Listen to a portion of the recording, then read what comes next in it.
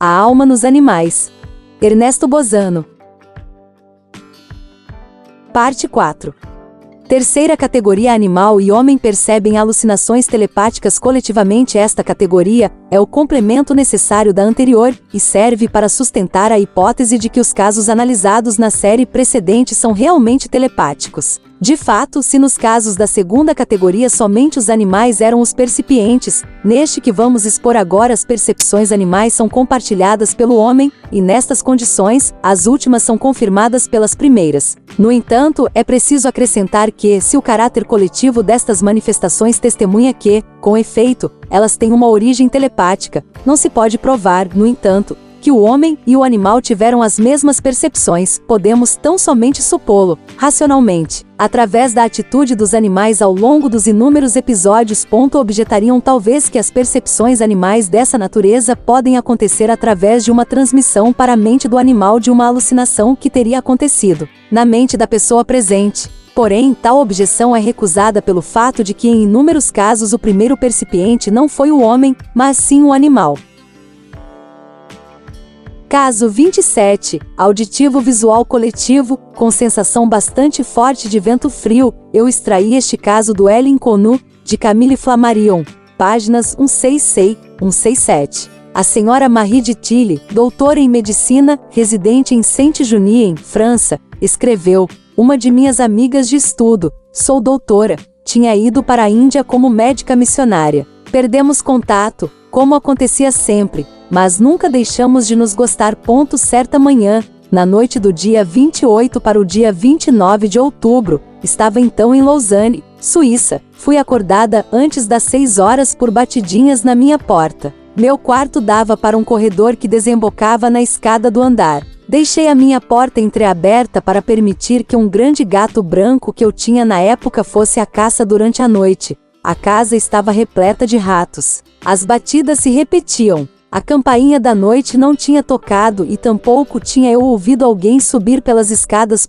Casualmente meus olhos caíram sobre o gato que ocupava seu lugar de sempre ao pé de minha cama. Ele estava sentado, com o pelo eriçado, trêmulo e resmungando. A porta se agitou como que empurrada por um leve rajar de vento e vi aparecer uma forma envolvida numa espécie de tecido vaporoso e branco, como um véu sobre um fundo preto. Não pude distinguir o rosto muito bem. Ela se aproximou de mim. Senti um sopro glacial passar por mim e ouvi o gato rosnar enfurecido. Instintivamente fechei os olhos e, quando os abri novamente, tudo tinha desaparecido. O gato tremia por inteiro, estava molhado de suor.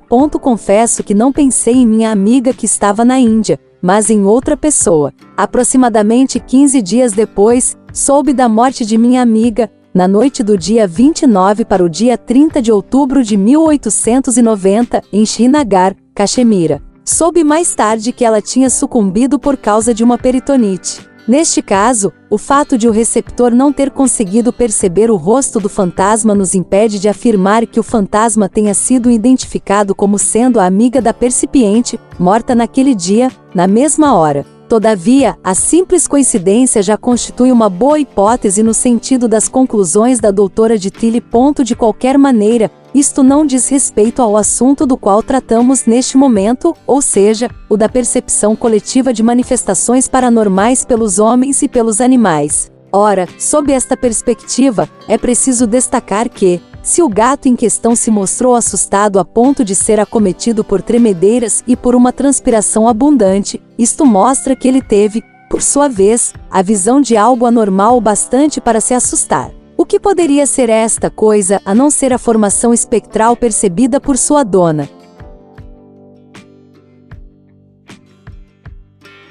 Caso 28. Auditivo coletivo, encontramos no livro de Hudson Tutley intitulado Arcana of Spiritualis, página 234, vários casos de percepções paranormais percebidas pelos animais. Entre elas encontra-se esta, de natureza coletiva, o grumete do veleiro Avalanche, em cujo naufrágio toda a tripulação morreu, tinha um cão que gostava muito dele e que respondia prontamente ao chamado de um apito que seu dono carregava sempre consigo. Na noite do naufrágio, a mãe e a tia do grumete estavam na antessala e o cão na cozinha. Entre 9 e 10 horas, as duas mulheres ouviram de repente um assobio bastante forte que vinha do andar de cima. O som era exatamente o do apito que utilizava o jovem grumete. O cão, por sua vez, tinha reconhecido aquele som e rapidamente lhe respondeu com latidos, como tinha o costume de fazer, e em seguida, correu até o andar de cima, onde ele supunha que encontraria seu dono.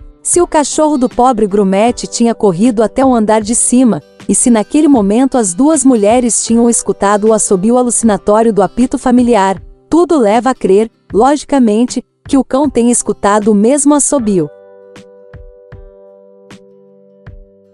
Caso 29. Visual coletivo. Eu retirei do Journal of the SP.R. Volume 13, página 28.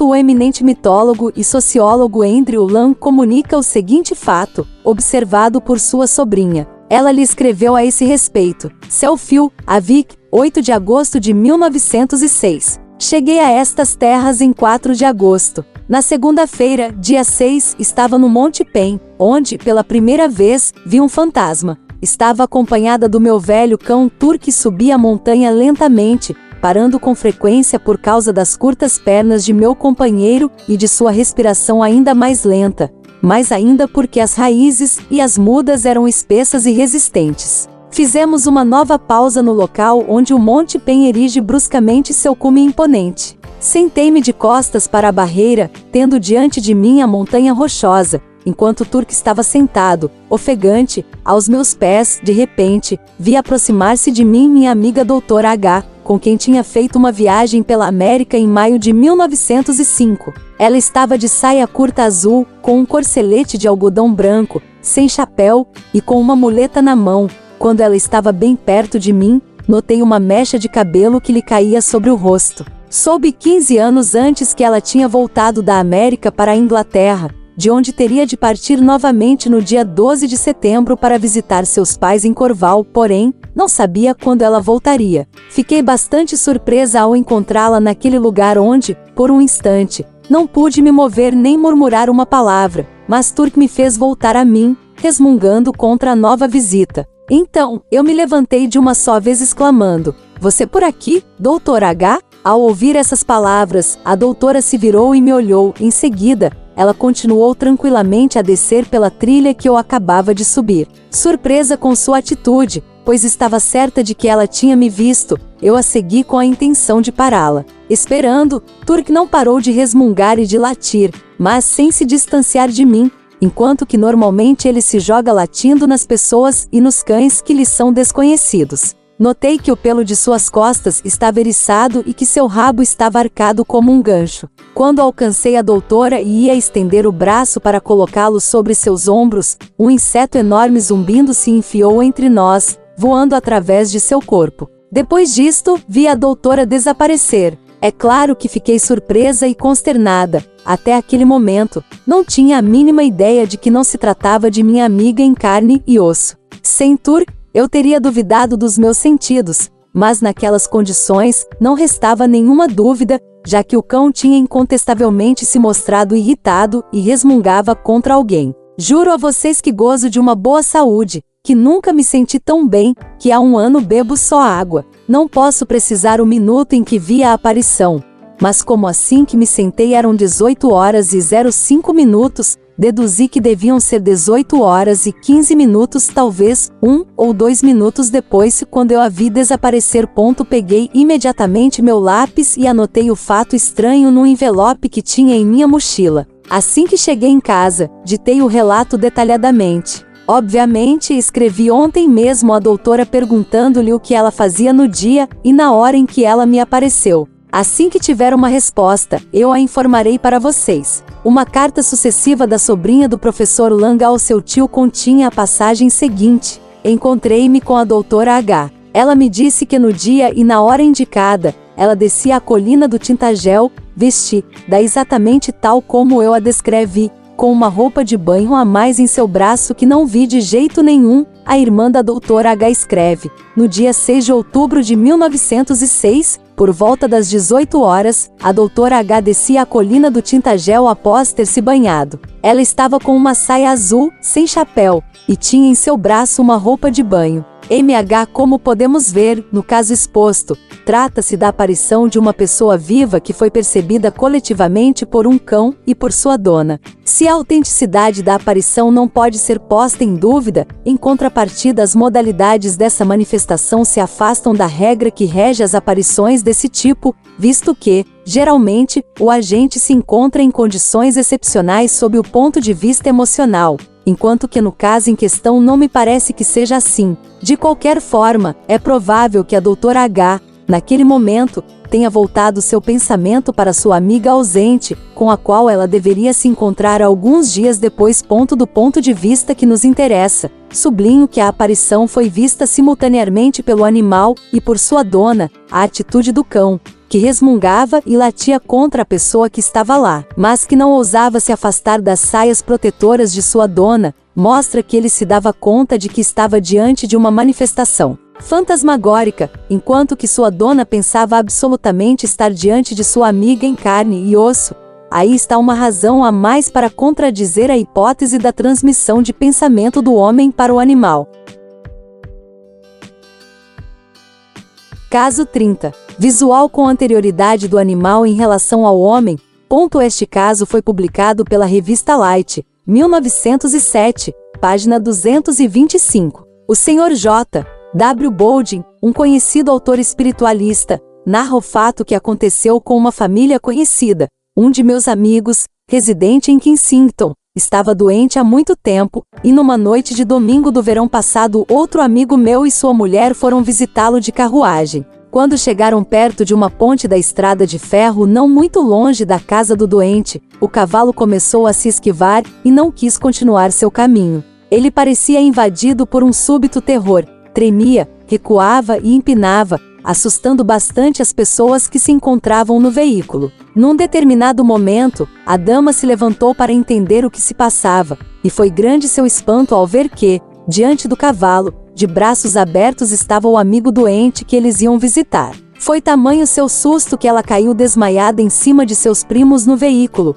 O marido teve então que ordenar ao cocheiro para voltar para casa. Eram 18 horas. Mais tarde eles decidiram retomar o caminho. Quando chegaram à casa do amigo, notaram que as persianas estavam fechadas. Não demoraram em anunciar-lhes que o doente tinha acabado de morrer, exatamente na hora em que ele tinha aparecido diante do cavalo. É preciso lembrar que o cavalo foi o primeiro a perceber a aparição, circunstância esta que vem sustentar a afirmação de um grande número de pessoas, isto é, a de que os animais compartilham com os homens as faculdades de clarividência.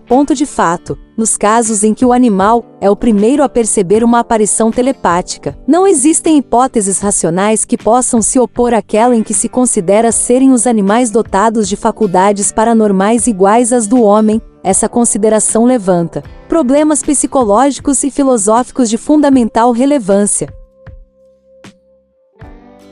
Caso 31. Visual com anterioridade do animal em relação ao homem. O reverendo Minot Savage, em seu livro Quem Telepate Explain, páginas 46 e 48, transcreve o seguinte fato. Uma jovem senhora que frequentava minha paróquia, em Boston, estava, num domingo, sentada ao seu piano. Ela tocava, e não pensava em nada. Nenhum dos membros de sua família estava em casa, nem mesmo os empregados. Um cãozinho, de quem a dama gostava muito, estava deitado em uma cadeira a alguns passos. Tendo-se sentado ao piano, ela estava de costas para a porta que dava para a sala. De repente, sua atenção foi despertada pela atitude do cão, que tinha se levantado, com o pelo das costas eriçado, e tinha começado a rosnar surdamente, olhando na direção da porta. A dama se virou rapidamente e percebeu silhuetas etéreas de 3 formas humanas que estavam no outro quarto, próximo da porta que dava para a sala. Antes que as formas desaparecessem, ela acreditou reconhecer uma delas. Enquanto isso, o terror do cão aumentou a tal ponto que ele foi se esconder embaixo do sofá, de onde quis sair somente depois de muita insistência de sua dona. A importância deste caso reside no fato de que ele prova que se tratava de um fenômeno que tinha sido percebido pelo animal antes de sua dona, ou seja, antes de qualquer sugestão de origem humana. Assim como nos outros casos, é fácil observar que, com o cãozinho em questão levantando-se de repente, surdamente rosnento e olhando na direção da porta para em seguida ir se refugiar sob o móvel, isso mostra claramente que ele tinha tido a visão de alguma coisa fantasmagórica, capaz de assustá-lo, como acontece a miúde em casos como este. A coisa é tanto mais notável porque os cachorros têm um instinto de se irritar e rosnar ao ver um intruso em carne e osso, mas não o de ter medo. Caso 32, visual coletivo, com anterioridade do animal em relação ao homem. O caso que segue, bastante importante, uma vez que foram 7 pessoas que tiveram a mesma alucinação simultaneamente com o cão, foi comunicado à Society for Psychical Research por Alexandre Aksakov. Eu o extraí do volume 10, página 127, dos Proceedings of the S.P.R., São Petersburgo, 4 de maio de 1891. Eis o fenômeno do qual uma família inteira foi testemunha. Foi em São Petersburgo, em 1880, quando morávamos na rua Pocharska. Numa noite de verão do mês de maio, por volta das 18 horas, minha mãe, atualmente senhora Telishov, estava na sala com seus 5 filhos, dentre os quais eu era o mais velho. Tinha então 16 anos. Naquele momento, um antigo criado da casa, que era nosso amigo, mas que, na época, não trabalhava mais conosco, tinha vindo nos ver e estava compenetrado numa conversa com minha mãe. De repente, as estripolias das crianças pararam e a atenção geral se dirigiu ao nosso cachorro Moustache, que tinha corrido, latindo muito forte, na direção da lareira. Involuntariamente todos nós olhamos na mesma direção e vimos sobre a moldura da lareira, de azulejos de faiense, um garotinho de 6 anos aproximadamente, vestindo uma cota de malha. Naquele garoto, reconhecemos o filho da leiteira, André, que vinha em nossa casa frequentemente com sua mãe para brincar com as crianças. Eles viviam bem perto da gente. A aparição saiu da lareira, passou por cima de todos nós e desapareceu pela porta fora. Durante todo aquele tempo, o cachorro não parou de latir com todas as suas forças. Ele corria e latia, ainda seguindo o movimento da aparição. Naquele mesmo dia, um pouco mais tarde, nossa leiteira veio em casa e nos contou que seu filho André, após uma doença que perdurou por alguns dias, sabíamos que ele estava enfermo, tinha acabado de morrer. Foi provavelmente no momento em que o vimos aparecer. Daniel Amosov, Marie Telishov, a mãe do jovem Amosov, segundo casamento, Kouzema Petrov, residente, na época, em Lebiageye, perto de Oranienbaum. Neste caso, a atitude do cão em relação à aparição parece tão característica e eloquente que somos levados irresistivelmente a concluir que ele percebeu a mesma visão que os outros 7 percipientes. É preciso lembrar que, de fato, o cão, que tinha sido, além disso, o primeiro a perceber a manifestação, avançara latindo na direção da lareira, exatamente onde os outros percipientes viram a aparição, e que, durante todo o tempo em que a aparição permaneceu visível, ele não tinha parado de latir para ela e a tinha seguido em seu movimento aéreo. Caso 33, visual auditivo coletivo, com anterioridade do animal em relação ao homem e sensação, no percipiente, de um sopro de vento gélido. O caso foi coletado e examinado pelo professor James Hislop, que o publicou no Journal of the American S.P.R., 1907, página 432, sem dar os nomes dos protagonistas, a pedido da autora do relato. Eis o que ela nos conta. Há 2 anos, meu primo William P., de 21 anos, morreu de tuberculose. Desde os primeiros anos da infância, o mais profundo afeto tinha existido entre nós, e as circunstâncias nos aproximavam ainda mais, pois éramos apaixonados por música, embora ele morasse em Tottenville, Nova York, cerca de 1.400 quilômetros de distância de mim. No mês de março de 1901, ele adoeceu e morreu no dia 29 de março de 1902. Naquela noite, estava em meu quarto lendo a Bíblia.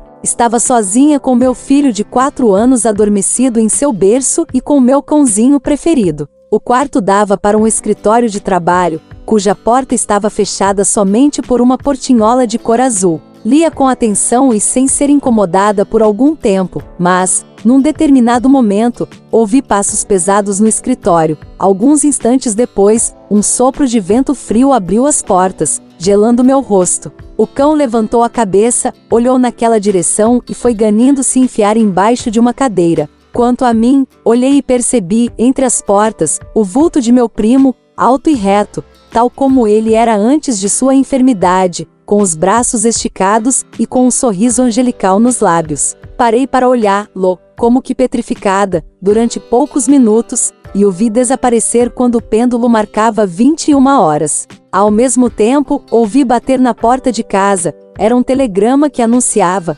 William faleceu às 20 horas. Venha depressa. Minha mãe me disse que o rosto de meu primo que acabava de morrer tinha uma expressão de grande sofrimento, mas que aproximadamente 1 hora depois ele tinha tido uma estranha mudança, iluminando-se com um sorriso angelical, e assim permanecendo até o momento em que o colocamos no caixão. Sorriso com o qual ele me apareceu entre as cortinas da porta do escritório.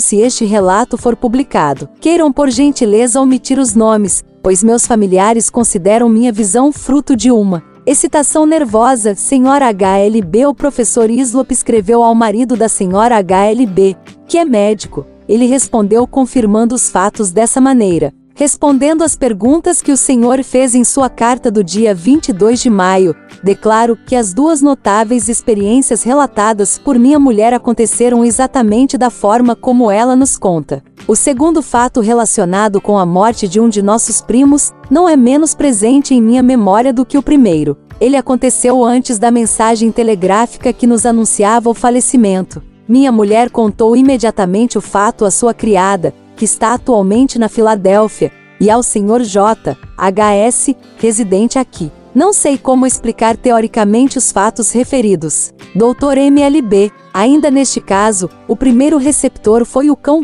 É preciso destacar que a alma do defunto se manifestou 1 hora depois de sua morte, com o rosto apresentando o mesmo sorriso angelical que tinha aparecido no cadáver 1 hora depois do falecimento. Além disto, a manifestação do fantasma foi precedida do fenômeno auditivo de passos pesados chegando do escritório, assim como da manifestação de sopro de vento gelado, tal como experimentamos ao longo das sessões experimentais no momento das materializações mediúnicas. A circunstância teoricamente mais importante é a do atraso de 1 hora na manifestação telepática, embora isto possa ainda ser explicado a partir da hipótese da telepatia atrasada. No entanto, esta hipótese não é mais válida quando se trata de fatos do mesmo gênero nos quais o atraso foi de alguns dias ou de algumas semanas. Resulta disso a necessidade de recorrer a uma hipótese mais compreensível que seja capaz de explicar em conjunto toda a série das manifestações atrasadas que coincidem com os casos de morte.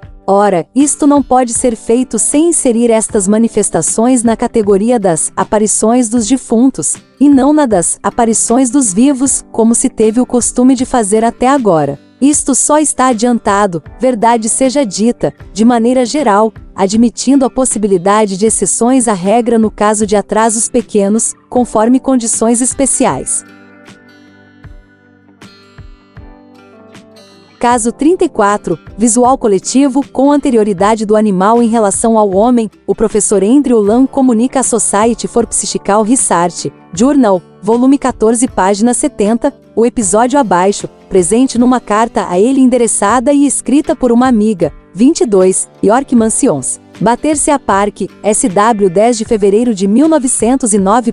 Caro professor, ao longo de seu artigo recente publicado no Morning Post, o senhor cita um caso de aparição percebido simultaneamente por uma senhora e por seu cão. Acredito que o senhor possa se interessar por uma experiência parecida que aconteceu comigo e com meu cão há 6 anos. Eu lia sentada ao lado do fogo, na minha sala, cuja porta estava fechada. Meu cão Dan dormia sobre o assoalho. De repente fui distraída de minha leitura pelo meu cão, que tinha começado a ganir surdamente. Debrucei-me sobre ele e o acariciei para acalmá-lo, mas ele continuou ganindo cada vez mais forte. Então eu olhei na mesma direção que o animal, o que pude fazer somente me virando, e para minha grande surpresa, vi uma forma de mulher vestida de cinza, em pé, perto da porta. Não pude distinguir os traços de seu rosto, que se escondia atrás de uma planta que tinha em cima da mesa. Primeiramente pensei que fosse minha irmã, e lhe perguntei por que ela tinha voltado tão cedo, e como ela pôde entrar no meu quarto sem fazer barulho.